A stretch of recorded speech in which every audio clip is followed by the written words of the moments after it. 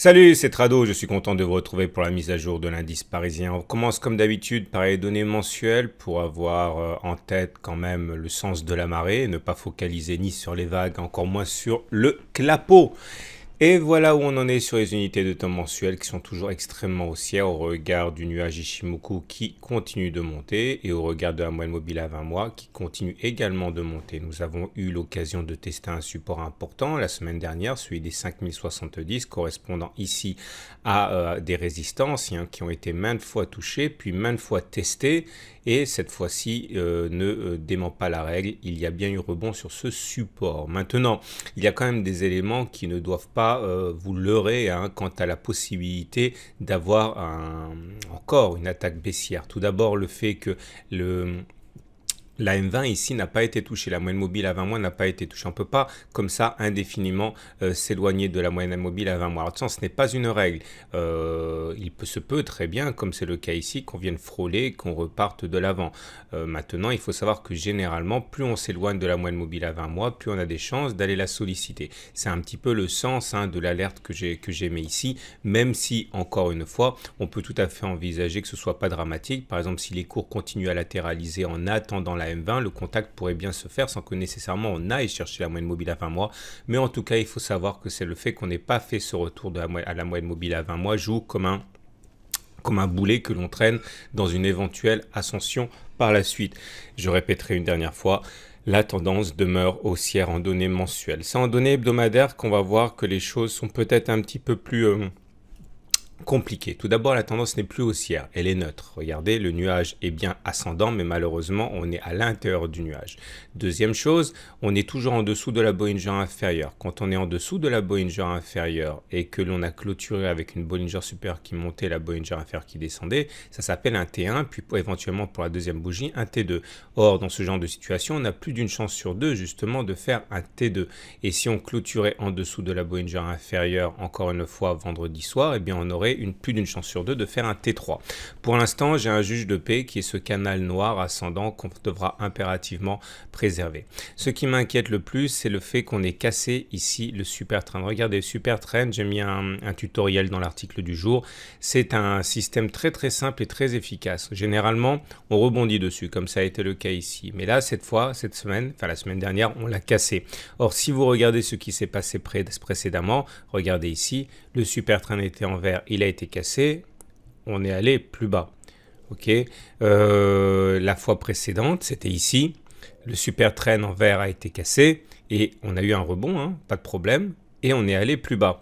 Donc ça veut dire que même si on avait un rebond à partir des niveaux actuels, eh bien il n'est pas du tout acquis que l'on ne fasse pas de plus bas, ce qui serait compatible avec un ralliement de la moyenne mobile à 20 mois.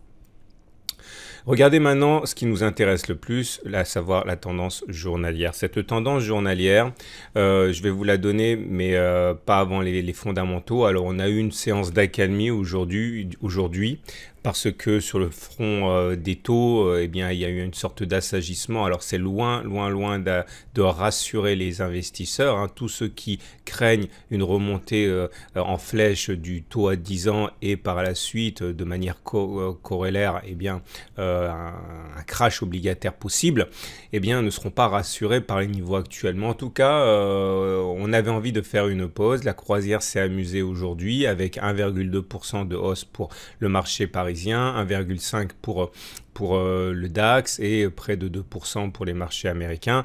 J'avais expliqué, je suis désolé de me répéter, mais c'est quand même la vocation d'être pédagogique sur ce site, que normalement on avait eu un T1 et un T2, on devait faire un T3 aujourd'hui, lundi, mais je disais dans l'article, et je vous invite à relire l'article que j'ai mis, que je mettais en doute la possibilité statistique de faire un T3, parce que l'objectif de ralliement des 5000 qui est là, vous savez, c'est le fameux trading range qui a été cassé et report de la hauteur du trading range en dessous pour aller chercher les 5000, eh bien il faut savoir que ce 5000 avait déjà été touché sur le CFD CAC 40, c'est-à-dire celui qui cote jusqu'à 22 heures, parce que pendant que les marchés étaient fermés vendredi soir, eh bien aux États-Unis ça a été une véritable purge, les marchés se sont effondrés aux États-Unis et ont entraîné le CAC CFD sur les 5000 et on a rebondi justement. Et donc du coup, au moment où on rallume les écrans ce lundi, eh bien on a un train de retard par rapport au CAC 40 CFD sur le CAC Spot comme on dit, et c'est pour ça que la hausse pouvait effectivement s'enchaîner aujourd'hui. C'est un peu traître, on peut pas y faire grand chose, mais parfois les bougies les plus cruciales se font alors que les marchés sont fermés. Et ce qui s'est passé. Alors, est-ce que ça veut dire qu'on peut continuer à monter? Oui, on peut, parce que là, on a finalement payé notre setup, on n'a pas encore payé notre setup double trad au bull, une bougie entière sous la Bollinger supérieure, une deuxième bougie entière sous la Bollinger inférieure, donc deux bougies entières sous la Bollinger inférieure. Normalement, ça devrait être payé par un retour à la M7, voire la Tenkan, voire même la M20, c'est ma conviction. Donc, si on va chercher la M7, vous voyez bien qu'on peut continuer à monter. On pourra même, en cas de clôture au-dessus de la M7, envisager un retour sur la Tenkan. Maintenant, le scénario de cassure du trading range pour aller chercher les 5000, même s'il a pris du plomb dans l'aile au regard de ce qui s'est passé sur le CFD CAC 40, en fait non, je me reprends, il n'a pas pris du plomb dans l'aile, il a parfaitement fonctionné sur le CFD CAC 40, mais il a déjà fonctionné en fait, hein, c'est ça le problème. Et du coup, tant qu'on ne sera pas repassé de toute manière au-dessus des 5270 de manière significative, on ne pourra pas éluder ces 5000. Toujours à rapprocher de ce qu'on a dit sur les données hebdomadaires où on a cassé le super trend. Hein. Donc c'est tout à fait fascinant et c'est très compliqué. Si on prend les choses une par une, on retiendra que le retour sur la M7 me semble dans les tuyaux. Voilà. Regardez l'unité 4 heures qui est l'unité de trading que j'utilise. Alors pour mémoire, maintenant je le fais systématiquement, je ne fais pas le graphe en même temps parce que ça vous fait perdre du temps. Donc j'ai fait quand même la capture d'écran pour que vous voyez ce que ça a donné.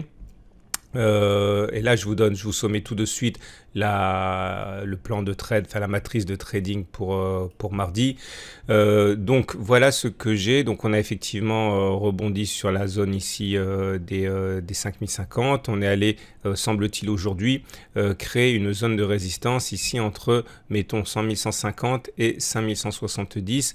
Cela me fait penser que tant qu'on ne casse pas cette zone, eh bien un retour sur les 5053 me semble à titre personnel, bien sûr il n'y a aucun conseil dans ce que je dis jouable.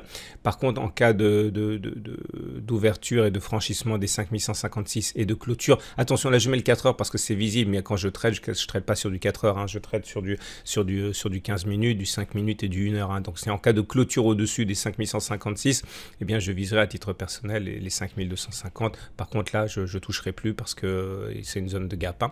Voilà ce que je pouvais dire pour le CAC 40. Regardons le DAX qui lui aussi arbore une séance de rebond. Hein. Lui aussi réintègre les Bollinger, lui aussi semble s'acheminer vers un contact avec la M7, mais la tendance pour l'instant n'est toujours pas haussière. Hein. Vous remarquerez que l'objectif du trading range a également fonctionné sur le DAX.